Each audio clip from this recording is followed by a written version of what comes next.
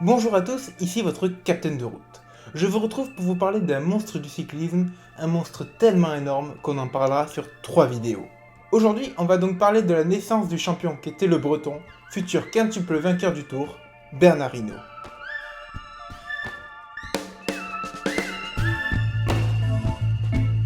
Le bébé Hinault naît en 1954 à Iffignac, tout proche de Saint-Brieuc. Il est le fils d'un poseur de rails pour la SNCF et d'une mère, femme au foyer, qui s'occupe également de la ferme familiale. Avec le vélo de son grand frère Gilbert, Bernard va parcourir tous les jours les 2,5 km qui le séparent de la ferme à l'école.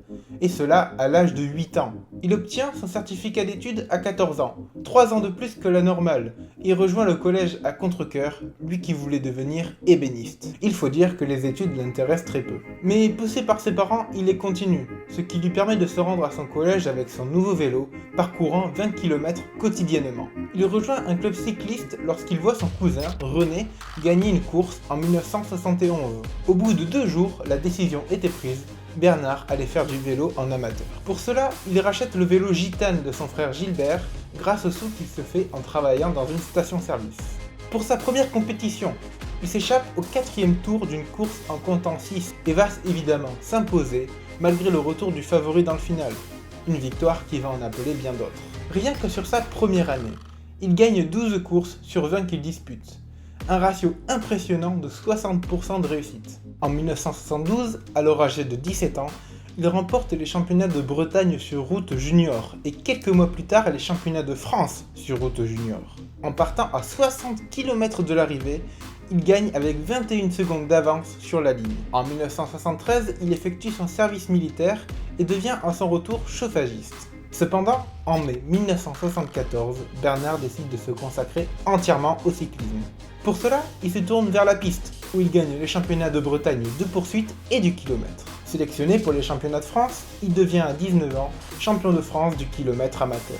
En parallèle, il brille aussi sur la route avec l'équipe de Bretagne, notamment sur la route de France, où il gagne la première étape, félicité par Louison Bobet. Il termine 2e au général derrière Michel Laurent, vainqueur 2 ans plus tard de Paris-Nice. Ce résultat lui permet de devenir professionnel dans l'équipe de Raphaël Gemignani, Gitane Campagnolo. Il retrouve à ses côtés Lucien Van Impe, qui sera sur le podium à Paris sur le Tour. Mais pas avec l'aide d'Hinault. Pourtant, le Breton s'est déjà fait remarquer par son caractère. Lors du départ de Paris-Nice, sa première grosse course, où il va terminer 7ème, il ose parler de l'ogre de l'époque, Eddy Merckx. Merckx, il est comme moi, il a 2 bras et 2 jambes. Le ton est donné. Bernard Hinault, comment êtes-vous venu au cyclisme? J'ai venu un peu à cause de mes 2 cousins qui faisaient du vélo. Et j'ai continué après. Et depuis combien de temps? Depuis 71. Au cours de sa première course déjà, Bernard, qui a un tempérament de bagarreur, comme on dit, n'est-ce pas? Eh bien, ma foi, il est parti avec un concurrent, puis il l'a battu au sprint pour sa première course, et c'était déjà une victoire. Est-ce qu'il vous a toujours écouté? Eh bien, c'est-à-dire que non, malheureusement, parce que, étant donné sa force, il faisait des erreurs de tactique monumentales, ce qui n'empêchait pas de gagner, alors il avait du mal à apprendre à courir. Il ne se rendait pas compte qu'il avait fait une erreur, quoi. Et quand vous avez lavé le maillot tricolore? Ah ben c'était encore mieux là. Là ça a choqué un davantage. Et puis surtout les mettre à sécher, ça fait bien ça. On dit au moins il y a un couleur dans le coin qui fait quelque chose. Et après les félicitations dans Paris-Nice, il y a eu quelques reproches de votre directeur sportif dans le national. Ouais, parce que je suis revenu sur une crevaison alors que j'aurais dû abandonner d'après lui. Et c'est pas mon tempérament d'arrêter. Du haut de ses 21 ans, il n'hésite pas à entrer en conflit avec son illustre directeur sportif. Celui-ci voulait lui faire le tour, alors qu'il lui avait promis à la base qu'il pouvait se reposer. Furieux, le blaireau rentre en Bretagne et cherche une nouvelle équipe pour l'année prochaine. Il en profite pour gagner en août les championnats de France de poursuite. Il remporte, à la fin de l'année, le prix du meilleur français de moins de 25 ans de l'année et termine 4e de ce classement comptant tous les âges, alors que la France est pourtant fournie en talent, Thévenet et Poulidor pour ne citer que. Fin 1975, alors que Bernard cherche une nouvelle équipe, son principal problème, Raphaël Gemignani, est limogé, remplacé par le néo-retraité Cyril Guimard. Cela change totalement la donne pour Hinault, qui décide de rester. C'est un bon choix pour le Breton, car Guimard va lui concocter un programme sur plusieurs années pour lui éviter de brûler les étapes. L'objectif de 1976 est alors de se concentrer sur les courses françaises. C'est une réussite, le Breton remporte Paris-Camembert, le Circuit de la Sarthe, le Tour du Limousin, le Tour de l'Aude. Globalement, il fait une grosse année avec 10 victoires en poche, de quoi imposer sa marque sur le peloton. Pour 1977, il y faut passer un cap et gagner une grande course. Il commence bien avec une 5ème place au général sur Paris-Nice à 1,42 de Freddy Mertens. Mais quelques semaines plus tard, il s'attire les foudres de Cyril Guimard en abandonnant dès le départ du Tour des Flandres, couru sous des conditions difficiles. Pour se rattraper, il prend la bonne échappée de Gand-Wevelgem, composée de 17 coureurs. Hinault part dans une bosse à 30 km de l'arrivée et ne sera plus repris, terminant 1 minute 24 devant Vittorio Algheri, deuxième. Fort de ce succès, il se présente à Liège-Bastogne-Liège en outsider sérieux.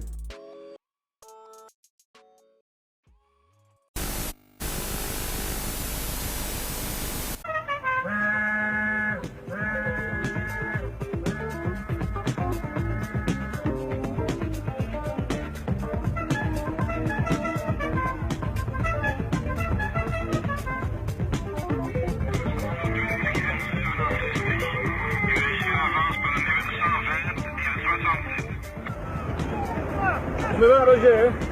Va bene? Poi una piccola salita e poi c'è le forche e basta,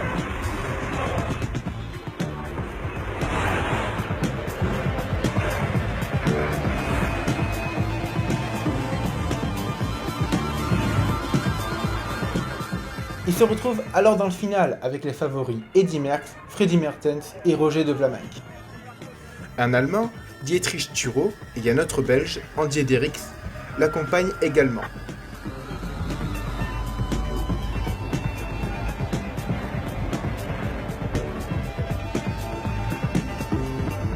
À 10 km de l'arrivée, ces derniers attaquent, suivis par Hinault.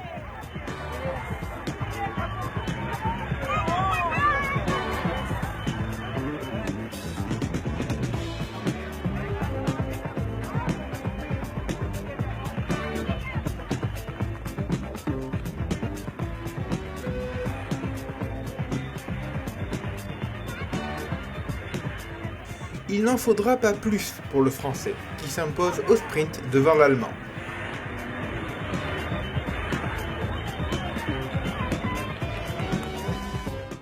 C'est la première victoire de prestige du Breton, qui à 22 ans remporte une course où il faut être autant stratège que costaud. C'est alors seulement le 4e Français à le remporter après Trousselier en 1908, Danguillaume en 1949 et Maître Jacques en 1966.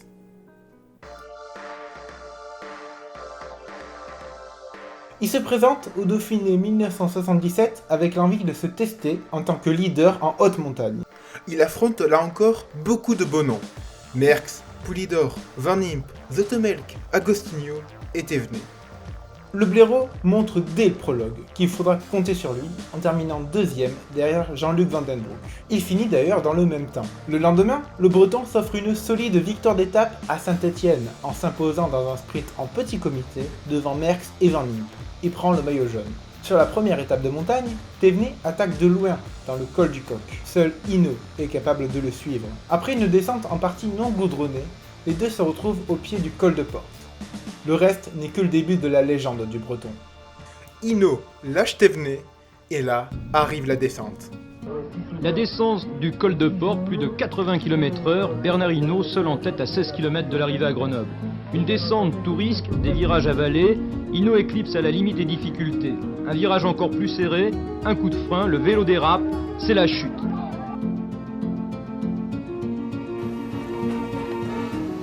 Une chute de plusieurs mètres, mais heureusement sans gravité.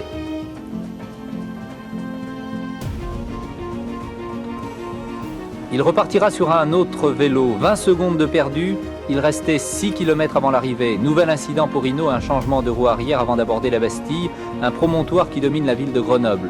Une montée terriblement éprouvante pour tous les concurrents et pour Bernard Hinault en particulier.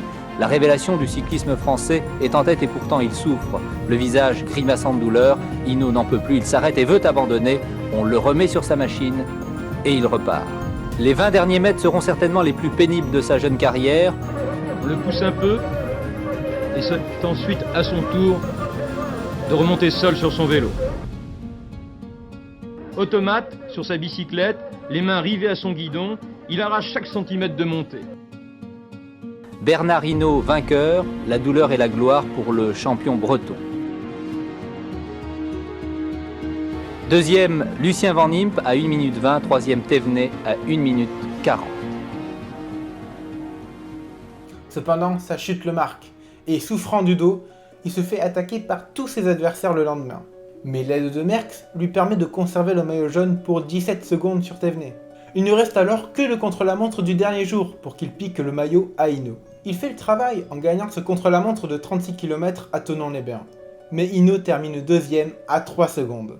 Avec le jeu des bonifications, Hinault garde 9 secondes d'avance sur Thévenet et s'en va remporter sa première course par étape de prestige. Bernard Thévenet se consolera quelques semaines plus tard en allant remporter son second Tour de France. Malgré les pressions et les performances de son poulain, Cyril Guimard, lui, reste ferme. Hinault n'ira pas faire le Tour de France. Il ira du coup remporter le Tour du Limousin et le Grand Prix des Nations, terminant 3 minutes devant Zoetemelk sur 90 km. Sélectionné pour les championnats du monde, il va terminer 8ème, mais va recevoir un sacré compliment du grand Eddy. Bernard Hinault va devenir le meilleur coureur du monde. Changement de nom d'équipe pour la bande à Cyril Guimard en 1978. Renault rachète Gitane. L'équipe s'appelle donc désormais Renault Gitane Campagnolo. Du côté du Breton, après 2 années d'apprentissage, l'objectif est clair, aller remporter la plus grande course du monde, le Tour de France. Il commence sa saison avec une 2ème place sur Paris-Nice, avant de faire une campagne flandrienne assez moyenne, où il critique notamment le parcours de Paris-Roubaix, qu'il juge trop dangereux. Mais c'est vite oublié, car il est temps pour Bernard de découvrir son premier grand tour, la Vuelta.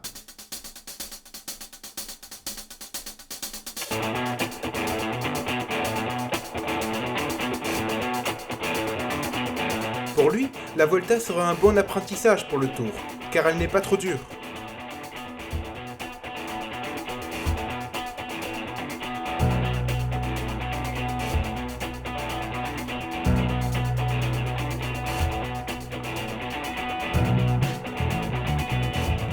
Cela peut paraître arrogant, mais Hinault montre qu'il est en forme dès le prologue.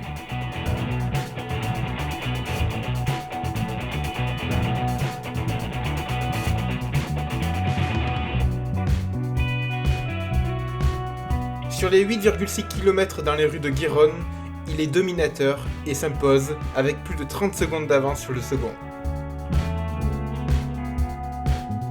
Il prend alors par la même occasion le maillot amarillo. Le pregunto si piensa que la Vuelta va a terminar también con el de amarillo. Est-ce que vous pensez que le Tour d'Espagne finira pour vous en jaune? Ben je l'espère, je suis bien parti pour continuer, mais il y a quand même pas mal de difficultés, et surtout les 2 ou 3 premiers jours où la course est quand même pas facile, il y a quand même quelques bons cols, où il faudra vraiment faire attention aux Espagnols qui sortent de course à étapes surtout, chose que nous n'avons pas fait depuis un certain temps. Cependant, il ne veut pas laisser trop de force à la défense du maillot, il le cède donc à la 3ème étape.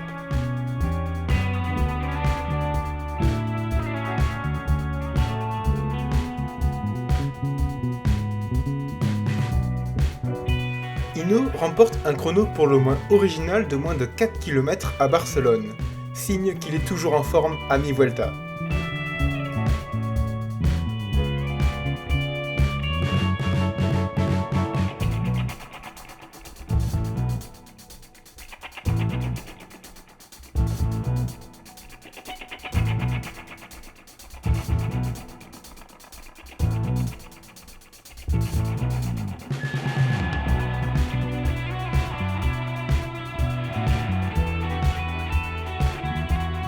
Il devance de 3 secondes Ferdy van den Hot, maillot amarillo depuis 10 jours maintenant.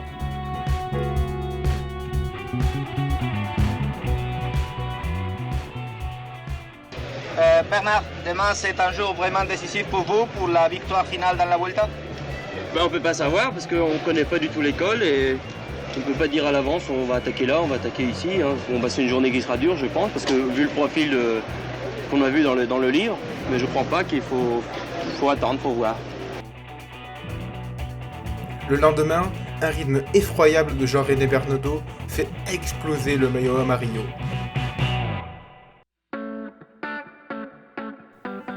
terminera l'étape à plus de 4 minutes. Mais Hinault est gourmand, il veut aussi la victoire d'étape.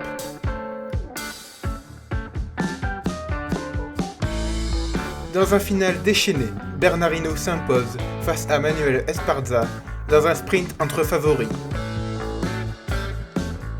Il récupère à l'occasion le maillot amarillo de leader. Aujourd'hui, c'était le col pour ainsi dire pour moi le plus dur. La journée où juste après il ne restait pas trop de kilomètres et il fallait à tout prix que le 20 août et pas mal de coureurs prennent des écarts pour pouvoir être plus tranquille pour la fin. Malgré une alliance des Espagnols contre lui, Hinault sera désormais intouchable. 2 nouvelles victoires d'étape s'ajouteront à son palmarès. Et évidemment, au bout, la victoire finale. Il termine avec plus de 3 minutes d'avance sur Pessarodona et presque 4 minutes sur Bernaudo, son coéquipier qui termine sur le podium. Hinault repart satisfait et confiant de cette Vuelta, lui qui s'est découvert une très bonne faculté de récupération sur 3 semaines. Champion de France en partant en solitaire à 55 km de l'arrivée et terminant devant Jean-René Bernaudo et Gilbert Chaumaz, ses coéquipiers, il arrive sur le Tour avec une belle forme et une très bonne équipe. Départ de la grande boucle à Leyde, aux Pays-Bas. Les favoris qui accompagnent Hinault sont Thévenet, Van Impe, Pollentier, Kuiper et Zoetemelk. Départ de ce tour avec un prologue où tous les favoris sont dans les mêmes secondes. Il faut dire qu'en 5 km, il est difficile de faire des écarts. De toute façon, Hinault le dit lui-même, il ne se passera rien d'essentiel avant la première épreuve de contre-la-montre. Lors de la 4e étape, a lieu le plus long contre-la-montre par équipe de l'histoire, 153 km entre Évreux et Caen. Et au bout de presque 3h40 d'efforts, seules 7 secondes départagent Tiraleg, vainqueur, de Sienhay, second. Grâce à cette performance, Kuiper de Tiraleg et Van Impe de Sienhay prennent plus de 5 minutes à Hinault et Renaud Gitane Campagnolo, pourtant 4e de l'étape. L'écart est pour notre cyclisme moderne abyssal, mais pour l'époque, tout est encore jouable.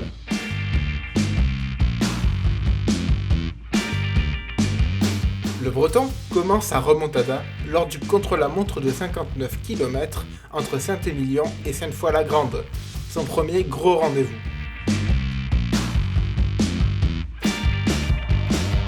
Il s'impose et reprend du temps sur tous les favoris. Van Impe perd 6 minutes, Thévenet plus de 4 minutes 30. Les écarts sur certains favoris sont énormes. Entre Pau et Saint-Lary-Soulan-Pladadé, première grosse étape de montagne. On retrouve là les 4 meilleurs grimpeurs de ce tour. Pollentier avec le maillot de champion de Belgique, Zoetemelk avec son maillot rose, Martinez avec son maillot orange et évidemment Hinault avec son maillot tricolore.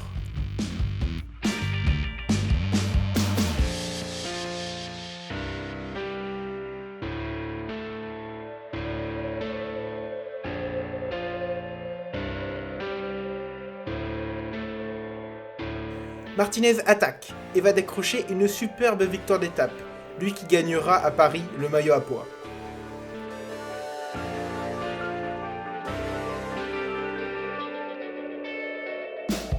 Derrière, Hinault et Pollentier décrochent légèrement Zoetemelk. Avec cette étape, Hinault est de nouveau dans le jeu au général. Il ne récupère cependant toujours pas le maillot jaune, étant sur les épaules de Joseph Bruyère, mais revient très près, à 1 minute. Lors de la 12e étape, le jeune Hinault est propulsé par le peloton, en particulier par Gerben Kartsen, comme le représentant d'une grève des coureurs pour protester contre les horaires de course et le manque de récupération. Les coureurs se sont fâchés pour la première fois depuis la création du Tour de France. Ils n'ont pas franchi la ligne d'arrivée sur leur vélo, mais à pied, comme de simples cyclotouristes qui, au terme d'une randonnée, cherchent le petit café où ils pourront se restaurer. Les coureurs n'admettent plus d'être pris pour de simples pions, de vulgaires hommes sandwich. Ils refusent, disent-ils, de se coucher à 23h et de se lever le matin à 5h, et tout cela uniquement par caprice et intérêt des organisateurs. Alors, ceux-ci, étonnés par un tel mouvement, plaident non coupables. Pour eux, il faut à la fois concilier le règlement, à savoir des étapes courtes, moins de 250 km par jour, et trouver le milliard nécessaire à la mise sur pied du Tour. Avec 2 étapes dans une même journée, ils font d'une pierre 2 coups. Par ailleurs, il souligne que les coureurs connaissent le profil du Tour au mois de novembre et qu'il est bizarre de voir qu'ils ne réagissent qu'au dernier moment. Donc ce matin, entre Tarbes et Valence d'Agen, ceux qui ont été souvent qualifiés de forçats de la route ont adopté un train de sénateurs, à l'image de Bruyère, le maillot jaune que vous reconnaissez ici. Leur rogne, leur grogne n'empêchait pas pour autant une certaine bonhomie dans le peloton. Bernard Hinault, l'un des meneurs, essaie de garder le sourire, et pourtant, ce sourire n'est pas partagé par tous les suiveurs du Tour, à l'image de Raymond Poulidor qui commande chaque jour pour TF1 le Tour de France et qui ne comprend pas cette attitude.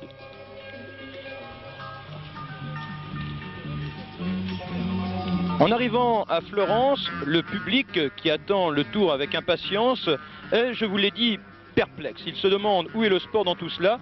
Et pourtant, il admire trop les coureurs du Tour pour les condamner a priori. Il lui faut des explications. Et justement, il y en a dans le peloton, entre ici Jacques Godet, directeur du Tour, et Maurice Demuer. Mais les avis sont très partagés. Arrivé à Valence d'Agen, le peloton se refroigne encore plus. Il ne roule plus du tout et avance au pas. Un Espagnol tente bien d'attaquer, mais il est pris à partie par d'autres coureurs. Il reçoit même un coup de pompe. Alors, la discipline est de rigueur, pas question de jouer les contestataires dans le sens inverse.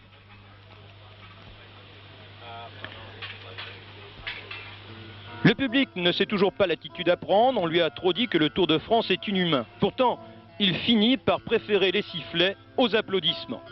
Les coureurs se présentent sur la ligne d'arrivée, on dirait un sprint au ralenti, en réalité il n'y en aura pas, car ces hommes vont mettre pied à terre.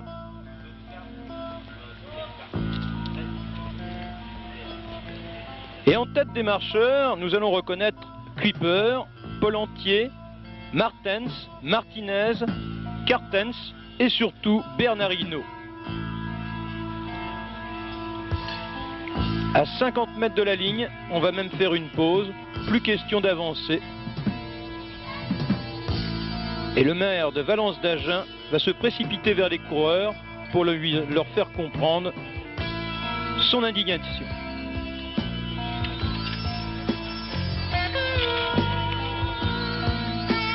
Vous voyez ici le maire de Valence d'Agen, et pourtant, tous les favoris semblent l'ignorer. Ils ne veulent pas entamer une polémique, ils veulent simplement se pencher sur leur métier, mais il est vrai qu'ils s'y prennent peut-être très mal. Néanmoins, ils ont proposé au maire de Valence d'Agen, pour réparer leur action d'aujourd'hui, d'organiser un critérium. Ils viendraient disputer ce critérium gratuitement, et cela pour reprendre possession, entre guillemets, du public de Valence d'Agen. Bernard Hinault, ici, ne pense plus au sport, mais à l'action. Le Breton est pris pour cible par certains journalistes qui le présentent comme le meneur de la grève, ce qui l'agace énormément. Un deuxième chrono individuel attend les coureurs pour cette 14e étape. 52 km entre Besse-en-Chandès et le Puy-de-Dôme. Martinez était à 6 minutes 34. Ensuite, on vous retrouve, Bernard, dans une étape dont vous ne voudriez peut-être pas trop vous souvenir. C'était l'étape du Puy-de-Dôme. Là, vous avez souffert. Vous avez, vous pouvez le dire ce soir, failli perdre le Tour de France. Les écarts à l'arrivée, 1,40 sur celui qui était à ma gauche, sur Job Zoetemelk. Je pense que le Puy-de-Dôme m'a fait gagner le Tour de France, contrairement à ce qu'on croit. Expliquez-vous. Ça m'a permis de me donner à réfléchir, et j'ai réfléchi et j'ai fait la conclusion de ce qui s'était passé, et c'est peut-être pour ça que j'étais un peu plus calme après et que j'ai pu gagner le Tour de France. Oui, vous pensiez l'avoir gagné ou avoir à le gagner plus facilement, et ce jour-là vous vous êtes dit tiens, il va falloir que je m'y emploie vraiment à fond. C'est-à-dire qu'au bout de 5 km, je savais que j'étais pas dans la course, je réalisais pas les efforts que je devais faire, et ça n'allait pas du tout. Ce qu'il ne dit pas, c'est qu'il terminera sous oxygène en ambulance, tant il était épuisé. Pour Zoetemelk, au contraire, ça va très bien. Il remporte l'étape et prend 2 minutes à Hinault. Cette performance le replace tout proche du maillot jaune. Mais le Breton est un champion et réagit en tant que tel. Il s'impose sur l'étape du lendemain au sprint à Saint-Étienne, en ayant usé toute la journée les favoris du jour. Mertens, j'attends moi maintenant debout sur la tribune de l'Eurovision pour savoir s'il va surgir fidèle à son habitude sur la gauche ou sur la droite. Il ne semble pas, et en tout cas on ne l'a pas signalé comme on ne l'a pas remarqué non plus. À l'image de Joseph Esclatant, soit dans ce groupe, alors pour Mertens, pas de difficulté, il est là avec Kelly maintenant, mais enfermé sur la gauche, est-ce qu'il aura le temps de se dégager? Non, Freddy Mertens se sera battu par Hinault. Premier Hinault, deuxième Kelly, troisième Mertens, quatrième Laza, cinquième Sesnek. Oh là là, Obion est là lui aussi, et il doit être septième, mais en sixième position, j'ai l'impression que c'est Friou. Donc, Bernard Hinault, dans un sprint extraordinaire, très fort, qui a sauté juste sur la ligne. Kelly, le ralenti ici nous permet de voir que Bernard Hinault comptait au moment où Mertens s'apprêtait à se placer dans son sillage sur le démarrage de Kelly, plus de 2 longueurs de retard. Et il revient en force à la manière de Mertens. Voilà que Bernard Hinault, décevant hier, encore décevant, ils ont moyen sur le piton, se révèle tout à coup un grand sprinter. Je rappelle quand même qu'il avait remporté l'étape ici dans le Seigneur aussi délibéré l'année dernière. Et battre de cette façon un homme aussi véloce que l'Irlandais Sean Kelly, c'est la preuve qu'on va très vite. Bravo Bernard Hinault, le champion de France donc, vainqueur ici à Saint-Étienne. On l'oublie souvent, et on le reverra plus tard, mais Bernard était aussi un excellent sprinter. Pour la première étape dans les Alpes, Pollentier s'impose à l'Alpe d'Huez et prend le maillot jaune. Mais il est disqualifié quelques heures plus tard pour avoir tenté de frauder au contrôle antidopage. La première grosse affaire de dopage sur le Tour.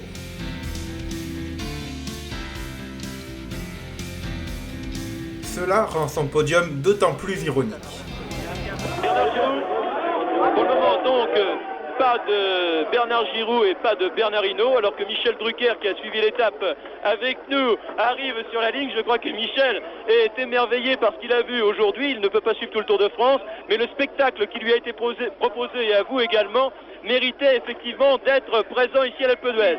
Michel Pollentier qui endosse son premier maillot jaune du Tour de France. Lorsqu'on connaît, Raymond, le courage de Michel Pollentier, lorsqu'on connaît son énergie, et bien même les 4 petites secondes qu'il a d'avance sur Zoetemelk et les 22 secondes qu'il a sur Hinault constituent un gain très appréciable. C'est très appréciable, et puis n'oublions pas que Pollentier fait pratiquement jeu égal avec Hinault contre la montre, puisque Pollentier à cette fois la grande a été nettement distancé par Hinault dans le contre la montre, mais Pollentier a crevé, et il suffit que Hinault crève le jour des 75 km, et je crois que les 75 km avantageront peut-être beaucoup plus Pollentier que Hinault, mais de toute manière le suspense est total. Zoetemelk prend donc le maillot jaune pour 14 secondes, mais Hinault lui prend 30 secondes sur cette ascension, signe que le Hollandais montre ses limites.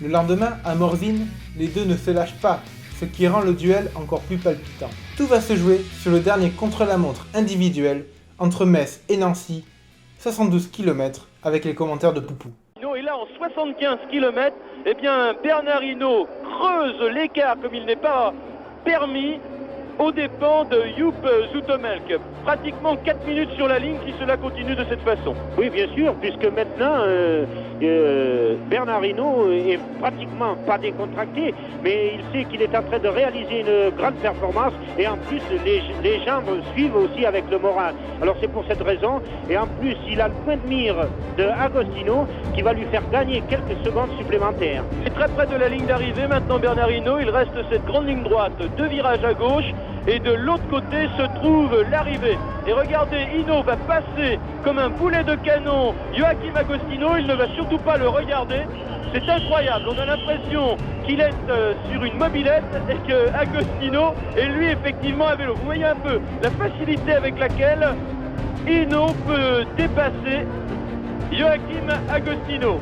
Le virage à gauche, une très courte ligne droite, un deuxième virage à gauche, Et la dernière ligne droite maintenant pour Bernard Hinault qui va remporter son premier Tour de France grâce à sa performance réalisée aujourd'hui, distançant et comment Joop Zoetemelk, le dernier virage, la ligne droite avec le dernier sprint maintenant pour Bernard Hinault qui relance à nouveau son grand braquet, le 54-12, 10 mètres à chaque coup de pédale.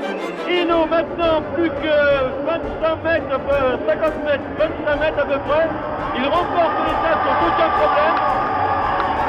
Top pour Hinault. Il met moins d'une minute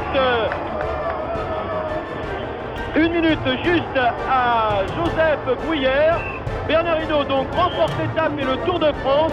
Et Joop Zoetemelk va terminer très loin maintenant. Alors Bernard Giraud, sitôt que vous pouvez, vous essayez de prendre avec vous Bernard Hinault. Vous le félicitez de notre part bien sûr. Et j'aimerais savoir comment s'est déroulée cette étape contre la montre pour Bernard. Bien sûr très bien si on se fie aux résultats mathématiques. Mais je pense qu'il a dû forcer énormément et souffrir beaucoup pour distancer de cette façon Joop Zoetemelk. Regardez jusqu'au dernier moment, Bernard Hinault est bien resté en ligne sur sa machine, terminant tout en puissance ici à Nancy. Top donc. Et Joseph Brouillère est très loin. Et dans les 20 derniers kilomètres, eh bien Bernard Hinault a pris plus d'une minute à Joseph Brouillère qui pourtant était très rapide sur ces 73 kilomètres. Bernard Hinault maintenant a peut-être le plus dur à faire, à savoir répondre à toutes les questions des journalistes. Joop Zoetemelk qui n'est pas arrivé encore à Nancy, il n'est même pas encore tout à fait dans les faubourgs de Nancy. Ici, il est dans une portion très roulante. Il doit à nouveau se battre avec son grand développement. Ça doit vraiment être terrible pour Zoetemelk de terminer dans ces conditions. Et bien sûr, surtout être si près de la victoire finale, c'est-à-dire Zoetemelk aujourd'hui doit se dire « Ah, cette étape contre la montre était vraiment un trop pour moi ». C'est dommage car Zoetemelk méritait de gagner un Tour de France au vu de ses performances récentes, mais aujourd'hui il n'a pas à rougir car il est battu vraiment par un rouleur d'exception et en plus qui a confirmé qu'il passait très bien la montagne. Car évidemment Hinault a gagné le Tour de France aujourd'hui dans cette étape contre la montre, mais il a gagné également en montagne en tenant tête à Zoetemelk qui était réputé meilleur grimpeur que lui. Il n'a pas seulement gagné le Tour de France dans les épreuves contre la montre, il a gagné également en montagne. Bernard Hinault remporte ce contre-la-montre d'une main de maître et repousse Zoetemelk, pourtant pas mauvais dans l'exercice, à plus de 4 minutes. Le tour est joué. Pour sa première participation à 23 ans, Bernard Hinault remporte le Tour de France en ayant fait preuve de patience et de force sur les épreuves de contre-la-montre. Cela fait à peine 4 ans que Bernard Hinault s'est consacré entièrement au cyclisme et son ère de domination approche. Voilà, c'est tout pour cette première vidéo sur le blaireau. Si ça t'a plu, n'hésite pas à liker, à t'abonner, à partager cette vidéo évidemment, à me suivre sur les réseaux sociaux si tu veux être au courant de la prochaine vidéo. En attendant, moi je vous dis à la prochaine, ciao.